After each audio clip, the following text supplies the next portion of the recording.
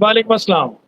अच्छा, अच्छा देखिए, एक तो आप अपने दफ्तर में इस वक़्त मौजूद यकीनन बिज़ी भी होंगे, लेकिन ये जो टॉपिक है ना हमारा, मैं और आप दोनों मिलके एक मेहनत कर रहे हैं, एक कोशिश कर रहे हैं कि हम अपना जो किरदार है, अपना वो इनपुट दें और साथ ही साथ हम बिल्कुल अपडेट करें कि इस वक़्त लेटेस्ट क्या हो रहा है।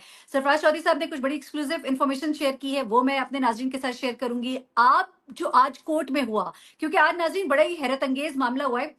डकी भाई जो है, उन्होंने बाजी पलट दी है। यकीन मानिए, मैं आज आपको वो बातें बताऊंगी कि आप परेशान हो जाएंगे कि आज जो उन्होंने ये हरकत की है ना कोर्ट में, उसके पीछे वजह क्या है। वो आप जब सुनेंगे तो आप परेशान हो जाएंगे। लेकिन पहले हम फयाज रामे भाई से सुनते हैं कि आज उन्होंने ये अदालत में क्या कर दिया। फयाज भाई, लोग तो कहते हैं खुदा के लिए हमारी जान छुड़ाओ, उन्होंने कहा नहीं, मैं तो इन्हीं के पास रहना चाहता हूँ। है बहुत शुक्रिया। देखिए, मैं इसमें ये कहूँगा कि मैं खुद बड़ा सरप्राइज हुआ इस बात से कि ये आज अदालत में हुआ क्या है।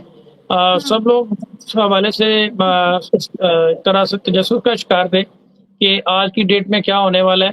लेकिन जैसे ही आए, इसने वो सारा माहौल ही जो कोर्ट रूम का है वो बदल के रख दिया। क्योंकि लास्ट डेट पे अदालत ने ये ऑर्डर किया था कि हर सूरत में ये आखिरी रिमांड है, और इसके बाद अगर कोई स्ट्रॉन्ग रीजन या कोई जस्टिफिकेशन ना दे सके तो इसको जुडिशियल कर दिया जाएगा। इस रिमांड को इससे बड़ी अदालत सेशन कोर्ट में चैलेंज भी किया गया था, उसमें तो खैर 5 तारीख डल गई। एनी हाउ, ये कोर्ट के रिमार्क से कि ये लास्ट रिमांड है। अब इसके ऊपर जब इसको सुबह पेश किया गया तो ना तो वहाँ पे कोई फैमिली मेंबर था, जैसे रूटीन में होता है कि पहले फैमिली आती है और 12 के बजे के करीब इसको 12 साढ़े 12 बजे के करीब पेश किया जाता है। तो आज ऐसे हुआ कि 10 बजे के करीब इसको पेश कर दिया गया। वहाँ पे उनके वकील साहब सिर्फ मौजूद थे और उनके साथ उनकी वो गुफ्तगू हुई। उसके बाद उन्होंने कोर्ट में ये स्टेटमेंट दिया कि जनाब, अगर मेरे इदारे मेरी एजेंसी इन्वेस्टिगेट करना चाहती है, फर्दर सेटिस्फाई करना चाहती है, मैंने कोई क्राइम नहीं किया, मैंने इंटेंशनली कोई किसी चीज़ को प्रमोट नहीं किया, मेरा कोई इसमें नहीं है, तो मैं अपने इदारों को सेटिस्फाई करने के लिए तैयार हूँ। और मेरे इदारे अगर 2, 4, 10 दिन का मजीद रिमांड लेना चाहते हैं तो मुझे किसी किस्म का कोई एतराज़ नहीं है। जिस पर ऑनरेबल कोर्ट ने कहा कि आपको अगर 2 दिन का रिमांड फर्दर दे दिया जाए तो आपको कोई इतराज़ है? उन्होंने कहा जी नहीं, मैं चाहता हूँ कि मेरी ट्रांसपेरेंट किस्म की इन्वेस्टिगेशन हो और मैं अपने इदारों को जो है ना वो सेटिस्फाई करूँ। अच्छा, हैरानी की बात ये है कि आज वो अदालत में बड़े कॉन्फिडेंट नज़र आए, फैमिली भी नहीं नज़र आई, फैमिली भी नहीं थी, उनके वकील भी माशाल्लाह बड़े आज खुश खुश जो है वो खुश मिजाज थे और चेहरे पे उनके ना खुशी खुशी थी। और ये जब स्टेटमेंट हमने देखा, हम खुद बड़े सरप्राइज हुए और उसके बाद फिर इनके स्टेटमेंट की बेस के ऊपर जो है वो उसको जुडिशियल किया और फर्दर रिमांड फिजिकल 2 दिन का दिया गया है। अब इनको जुमे के दिन दोबारा पेश किया जाएगा। जी। अच्छा, अच्छा, अब ये जो डेवलपमेंट हुई है ना, ये बड़ी ही हैरानकुन डेवलपमेंट है। लेकिन मैं इसे थोड़ी-सी इंटरेस्टिंग और एक ट्विस्ट कहूँगी इस पूरे केस में। और लोग यकीनन ये सवाल कर रहे होंगे कि आखिर ये हुआ क्या? तो कुछ हमारी इन्फॉर्मेशन है वो भी शेयर कर देते हैं। डकी भाई, जिनसे जो कुछ हासिल करना था, वो हासिल हो चुका है। जो मानना था वो उन्होंने मान लिया, जो इकरार करवाना था उन्होंने कर लिया। और अब एक जो बहुत बड़ी डेवलपमेंट है वो ये है कि सादुर रहमान ने कुछ लोगों के नाम लिए हैं। ये इस बारे में आप भी मेरी तायीद करेंगे। कुछ लोगों के नाम लिए हैं एनसीसीआई के सामने, और अब वो लोग जो हैं वो सख्त कटहरे में होंगे। इनमें कुछ यूट्यूबर्स भी हैं, कुछ सादुर रहमान के बड़े ही करीबी दोस्त हैं जिनके साथ इनका उठना बैठना खाना पीना है। उसके अलावा वो लोग जो इसके साथ यही काम करते रहे, उन तक के उसने नाम लिए।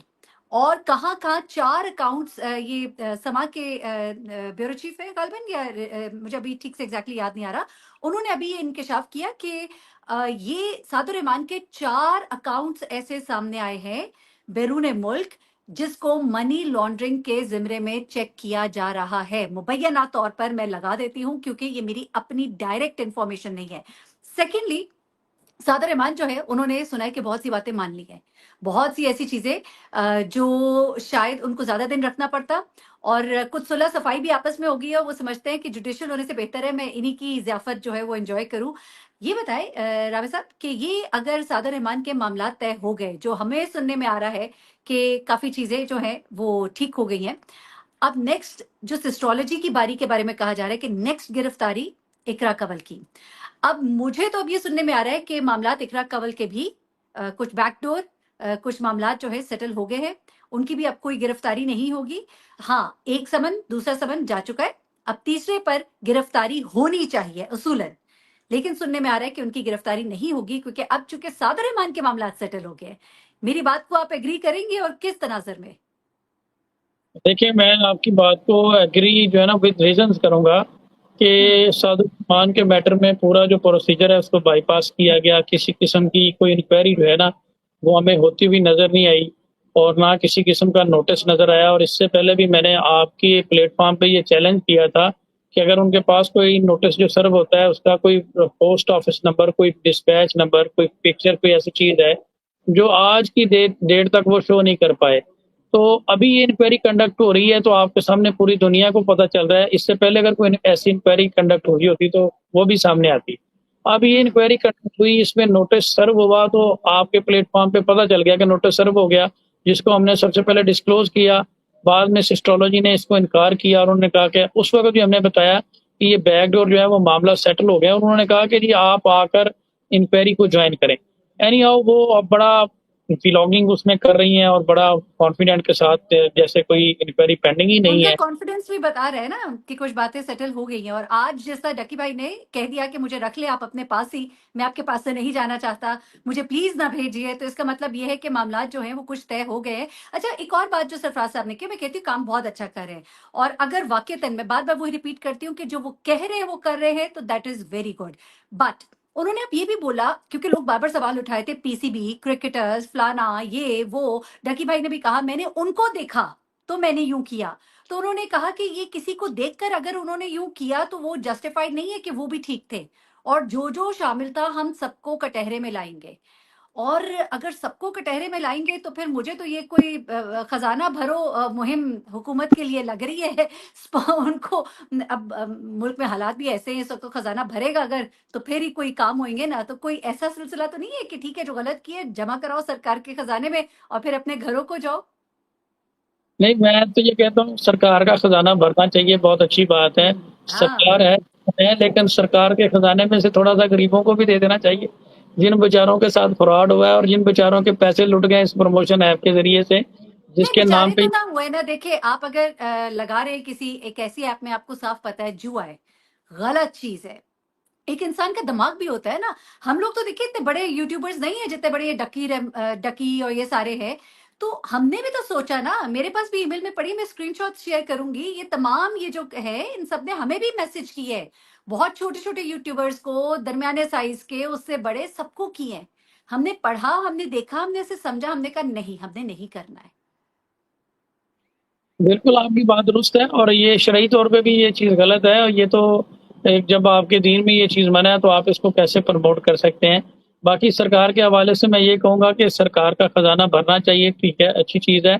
और सिस्टोलॉजी के हवाले से जो आपने बात की वो मैं इसमें बड़ी इम्पोर्टेंट चीज़ एक आपको बताता हूँ कि जो आपने कहा कि ये नोटिस दूसरा और तीसरा सर्व होंगे। अच्छा, हम्म। इसमें अब होगा क्या? ये मेरा क्लिप आपके प्लेटफ़ॉर्म पे जितने लोग देख रहे हैं, ये इसको सेव करके रख लें। बाद में जब ये चीज़ आएगी तो आप लोग इस चीज़ को वेरीफ़ाई करेंगे। क्योंकि इस केस में हमने जितनी भी अभी तक गुफ्तगू की है, वो महरीन ने भी और मैंने, वो जब तक हमने उसकी पूरी तस्दीक नहीं की, यहाँ पे आके हमने उस तरह की बात नहीं की। तो बात बिल्कुल। करने का मतलब ये है कि ये 2 नोटिस का प्रोसीजर पूरा होगा, उसके बाद एफआईआर दर्ज होगी और होगा क्या कि जनाब कि ये गिरफ्तारी से पहले ही जाके ना कोर्ट से बिफोर अरेस्ट बेल ले लेंगे और बिफोर हम्म। अरेस्ट लेकर जनाब ये फिर इन्वेस्टिगेशन ज्वाइन कर लेंगे और फिर बड़े मजे के साथ ये चीज सामने आ जाएगी कि during the course of investigation एक ऐसा रास्ता निकल आएगा कि वही बेल जो है वो फिर इनको फीमेल होने के हवाले से कोई बीमारी का बहाना करके या जिस तरह से भी वो इनको कोर्ट से एक रिलीफ मिल जाएगा और ये आउट ऑफ कोर्ट ही इनका मामला जो है वो सेटल हो जाएंगे। तो मुझे तो इस केस में बीइंग अ प्रोफेशनल यही नज़र आ रहा है कि ये मामला एफआईआर ज़रूर होगी, एफआईआर के बाद बिफोर अरेस्ट बेल की तरफ जाएगा। और जहाँ पे इदारों ने कोई काम करना होता है तो वो इतनी स्पेस नहीं देते हैं कि आप बिफोर अरेस्ट बेल करवाएं, वो एयरपोर्ट से ही ऑफलोड करके बंदे को अरेस्ट कर लेते हैं और साथ में ऑफलोड भी करवा देते हैं और ईसीएल में नाम भी डलवा देते हैं फेडरल कैबिनेट को लेटर लेके। तो यहाँ पे तो जो नोटिस सर्व हो रहे हैं, ड्यू प्रोसेस ऑफ लॉ जो फॉलो हो रहा है, उसके पीछे रीजन यही है कि अगले बंदे को जो है वो इंटीमेट करना और उसको ये है कि डिफेंस का पूरा पूरा मौका दिया जा रहा है। और जहाँ तक मुझे लग रहा है कि वो अपना डिफेंस कर लेंगे और इस मुकदमे से उस तरह से वो नहीं होगा जिस तरह डकी भाई के साथ हुआ, जिस तरह से वो उनको जो है वो स्ट्रगल करना पड़ा, वो इस मुकदमे को इजीली टैकल कर लें।